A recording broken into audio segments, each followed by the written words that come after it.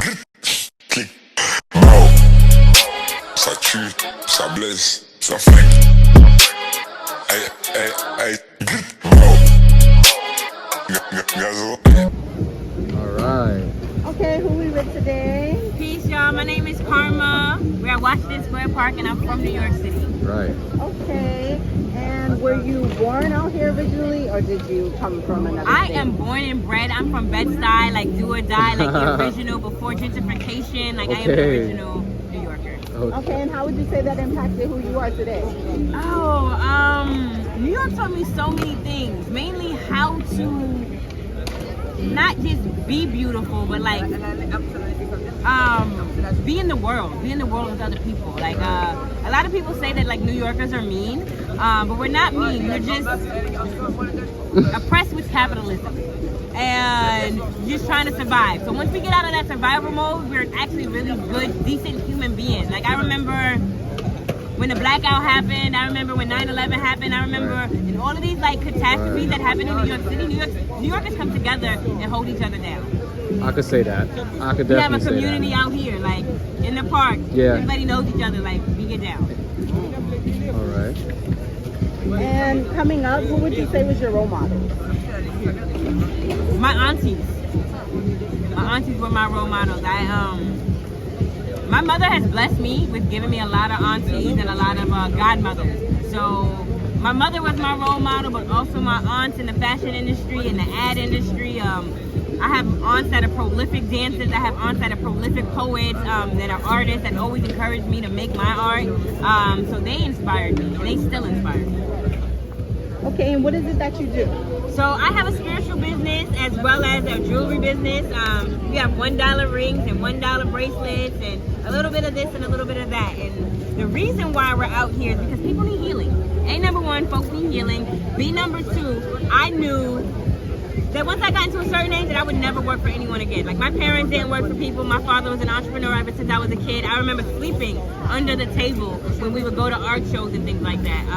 Wow. So there was no way. Like I remember actually, even like recently, my parents would tell me, "You need to get a job. You need to get a job." I've never seen you work. How dare you? Like Pearl's Clutch. How dare you tell me to get a job in this white man's world? What are you talking about? Get a job.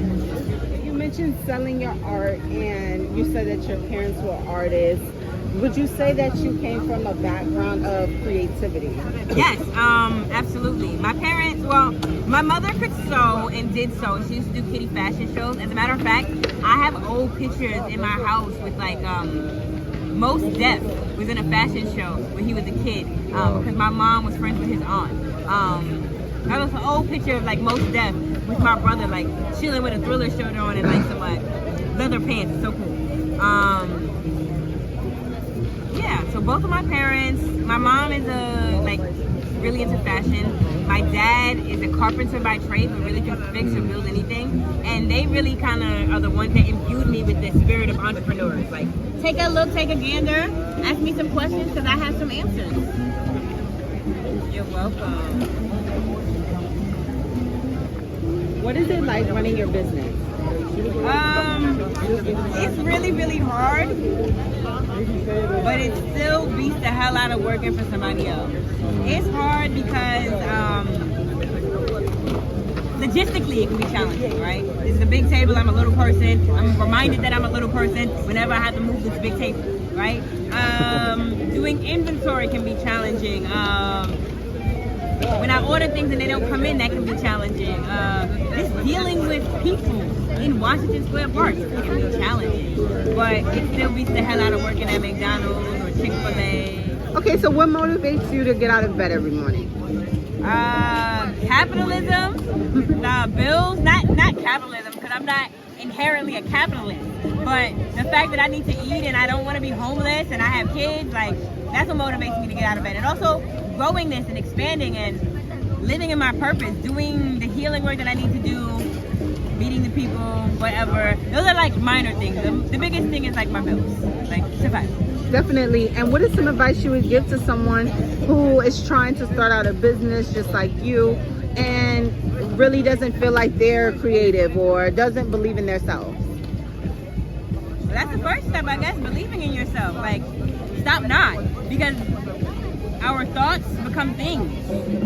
Our words become things, our thoughts become things. So you have to believe in yourself. You have to know that you have no understudy. You have to know that nobody's gonna be a better you than you. And you have to know that you have value inherently. If you were in any other state, do you think you would do the same thing you do today? Yes. I don't want to be working for anybody, whether it's here or California. I don't know that I would be in another state. Like, I have a hard time quantifying that in my mind right now. Ça tue, ça blesse, ça fait. Hey, hey, hey, gazo.